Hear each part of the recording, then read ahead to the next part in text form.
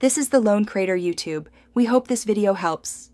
You start by confirming prerequisites: an Azure subscription, an existing Key Vault, and proper permissions. Authenticate now with Azure login or connect Azure account so you can act immediately.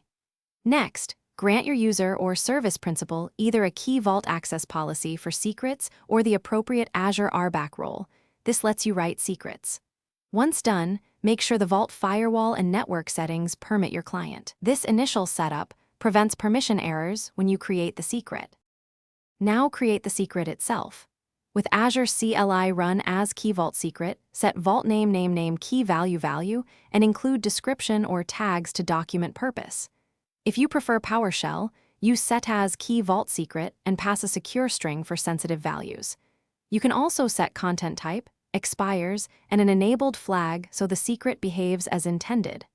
Once created, verify the secret version and attributes to confirm replication and access behavior across. Finish by validating retrieval from the client you intend to use. Call as Key Vault secret show or get as Key Vault secret and confirm the value and version.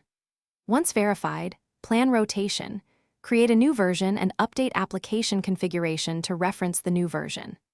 If you encounter access denied, check RBAC or access policies, network firewall settings, and whether soft delete or purge protection blocks changes. A common fix: grant the specific secret permissions and retry, which typically resolves.